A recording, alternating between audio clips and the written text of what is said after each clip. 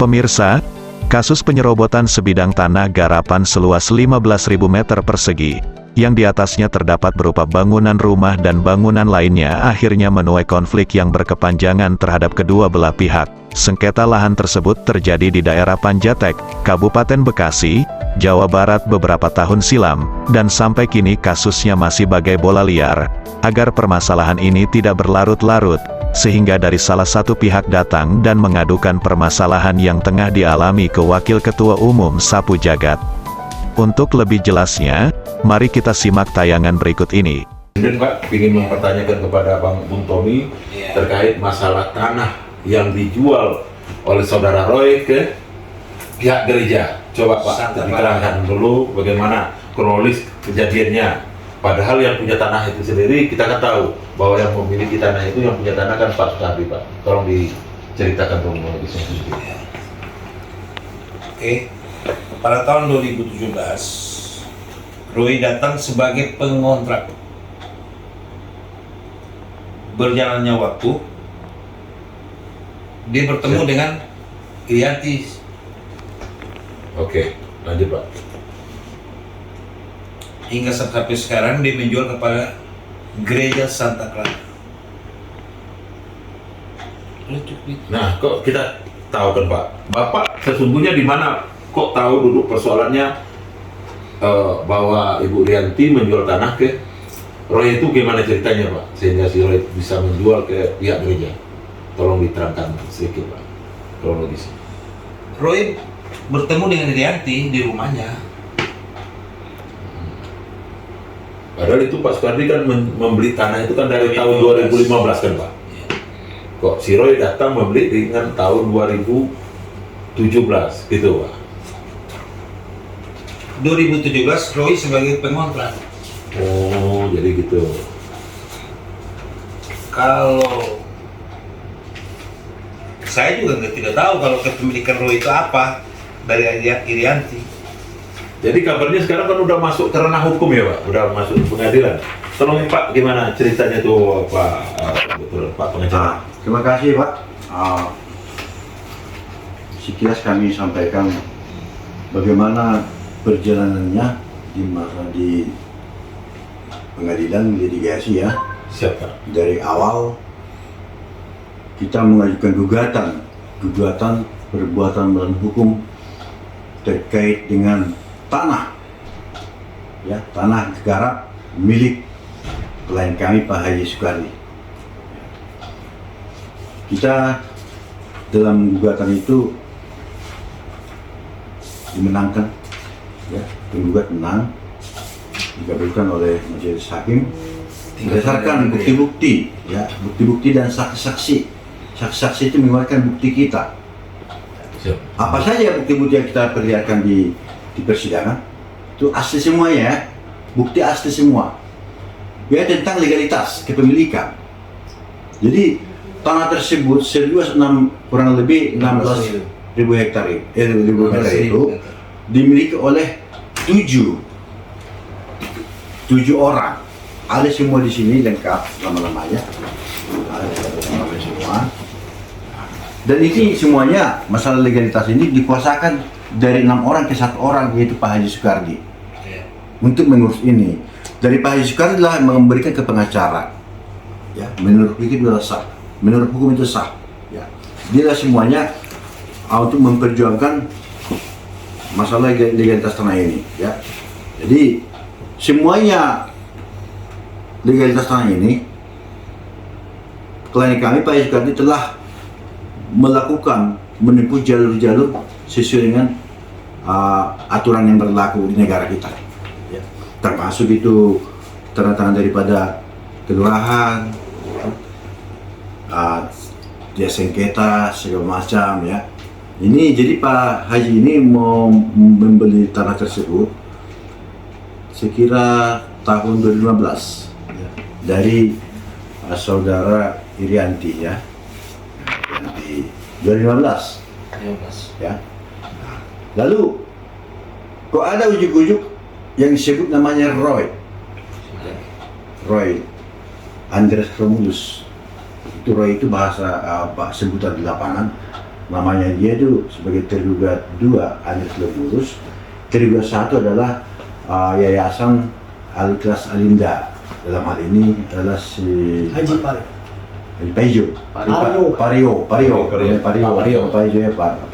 Ya. Nah, mereka sebagai tergugat di sana.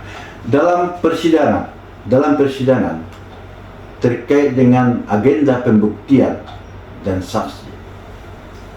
Bukti-bukti mereka yang diperlihatkan di persidangan itu hanya bukti kepemilikan mengenai badan hukum yayasan.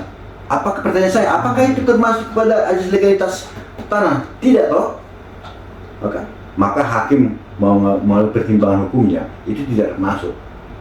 Itu tidak ada hubungannya dengan kepemilikan tanah. Karena itu adalah masalah pendirian, akte pendirian. Masalah yayasankah namanya disebut, atau perusahaan terbatas atau CP, itu nggak ada kaitannya. Nah, yang kedua, bahwa para tergugat saat itu tidak menghadirkan saksi, tidak ada saksi mereka. Padahal kita sebagai penggugat menghadirkan saksi, 3 orang saksi.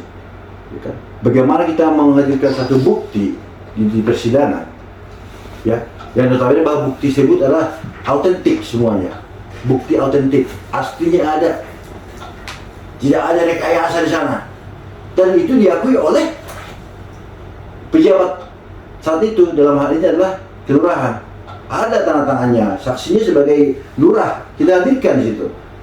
Ya. Dalam persidangan kita katakan, apakah ini saudara saudara ini?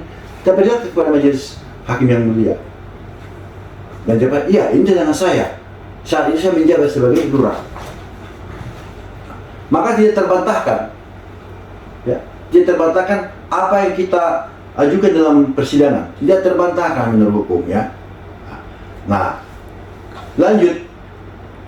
Alhamdulillah kita dikabulkan gugatan kita, dan mereka tidak terima mereka mengajukan upaya hukum banding mereka kan, banding. Lalu kita baca memori banding mereka, kok di sana tebal. Ini dia. Tebal di sini, banyak di sini lampiran-lampiran, ya.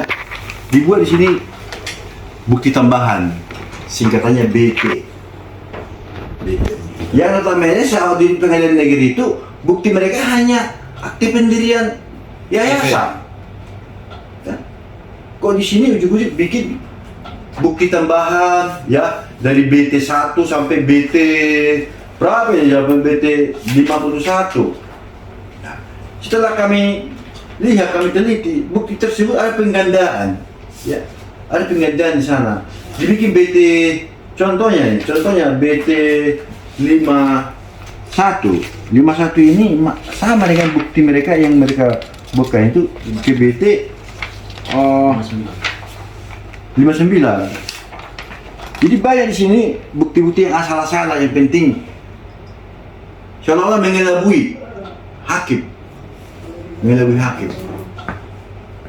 Bukannya hal pembuktian itu adanya di pengadilan negeri. Kenapa mereka bisa seperti itu? Ya, diduga ketika ada suatu berkas yang dimasukkan sebagai bukti tambahan di pengadilan tinggi, sana tidak ada persidangan, sehingga mereka tidak usah memberikan bukti aslinya. Kalau di pengadilan negeri, mana aslinya? Mana pembandingnya? Ini jelas semua, oh ini asli, ini fotokopi. Kalau di pengadilan tinggi nggak ada lagi, karena hanya pemberkasan saja ke sana. Gitu. Oke, ini ada satu pertanyaan nih Pak. Kok beliau bisa menang di PT itu, gimana ceritanya itu Pak? Mohon maaf, masalah itu juga justru karena kami tidak terima atas putusan pengadilan tinggi. Nggak terima. Kenapa nggak terima? Alasannya di sana pertimbangan hakim mengatakan bahwa penggugat kurang pihak, sehingga dibikin NO jadinya. Ya, NO. Nah, kita tahu bahwa putusan NO itu berada di mana? Tentu di pengadilan negeri, pengadilan pertama. Iya. Nah, dasar hukum mohon maaf, hakim tinggi, hakim tingkat 2 membuat seperti itu. Saya baca situ sependapat dengan pemohon banding, sependapat. Artinya sependapat bahwa yang memutus perkara ini di pengadilan tinggi tidak berdasarkan hukum, hanya pendapat daripada si pemohon. Oh, jadi begitu ya, Pak? Alasannya apa? Kurang pihak. Maunya mereka ditariklah camat dan lurah, ya, sebagai pihak di situ. Iya. Nah, di sini juga sependapat sehingga kurang pihak, ya kan? Maka putusannya NO. Kita juga harus tahu, paham, gugatan ini adalah perihalnya perbuatan melawan hukum sebagaimana yang masuk dalam 1365 KUH Perdata, bagi wetbook namanya. Nah, di sana itu perbuatan melawan hukum itu apa? Ya, merujuk kepada jurisprudensi Mahkamah Agung, ya, nomor 10.92 garing K garing 1982, ya. Mahkamah Agung mengatakan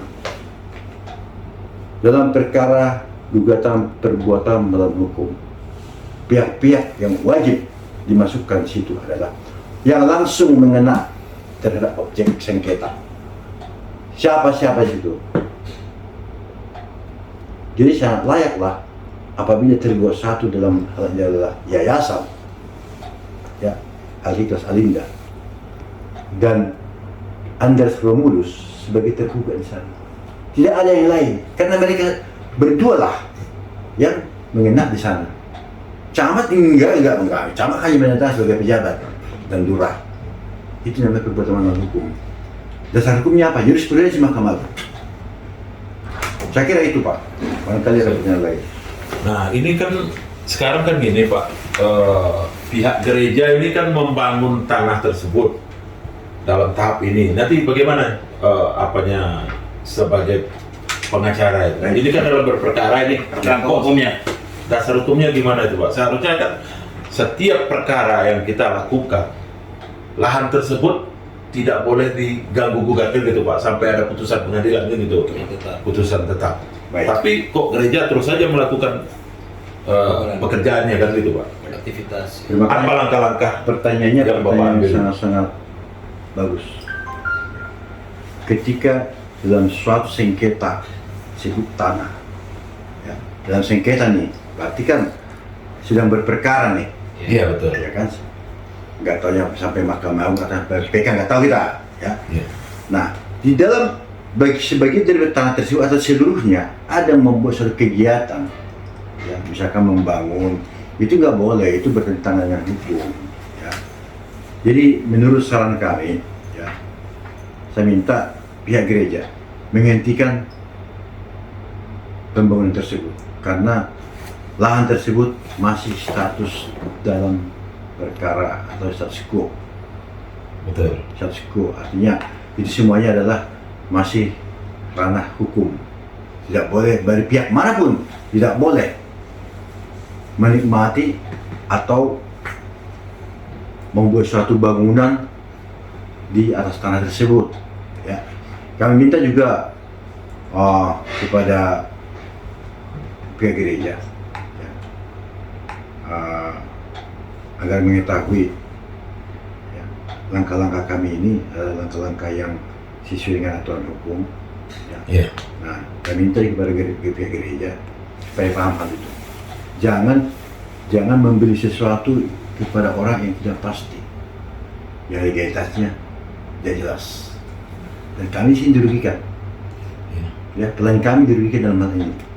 Dan itu lahan itu yang masuk ke gereja itu adalah milik Pak Haji Soekardi. Ya, tentu yang berhak itu untuk memiliki adalah Pak Haji Soekardi, klien kami. Ini kami akan tuntut. Dan kami akan memberikan somasi. Dalam waktu dekat kami akan somasi gereja, ya, supaya itu dikembalikan ke kami. Kami nggak mau tahu mau berapa miliar kemana, nggak mau tahu kami. Ya, itu hak orang loh. Orang yang tepat adalah klien kami Pak Haji Soekardi. Betul. Berdasarkan apa? Berdasarkan alat bukti yang sah. Ya, jadi saya minta kepada pihak gereja ya, agar diselesaikan dengan baik-baik kepada siapa transaksinya waktu itu, karena bukan kewenangannya. Ya. Jadi semuanya udah, ya bisa saya katakan itu diduga telah melakukan tindak penipuan ya, tindak penipuan sebagai masuk dalam pasal 378 dan lain-lain gitu loh, ya kan. Dan saya minta itu dari pihak gereja menghentikan, ya, demi hukum, menghentikan kegiatan apapun terkait dengan tanah klien kami. Ya, jadi mungkin dalam waktu dekat ini kami akan mensomasi, ya, memberikan teguran hukum kepada pihak gereja Temar berapa? agar selesai, Enggak, temarnya berapa? agar diselesaikan dengan baik. Ya. 15. Oke, siap. Saya rasa cukup sekian, Pak. Oke, terima kasih kepada pihak Pak Soekardi melalui kuasa hukumnya yang sudah kami wawancarai. Mudah-mudahan ke depannya pihak gereja akan bisa mengantisipasi bahwa persoalan ini kan masuk ke ranah hukum. Seharusnya pihak gereja menghentikan aktivitas untuk pembangunan gereja, kan gitu ya Pak? Oke, terima kasih. Assalamualaikum warahmatullahi wabarakatuh. Waalaikumsalam. Demikian yang dapat kami sampaikan, kami dari Media Detik Nusantara News mengucapkan terima kasih.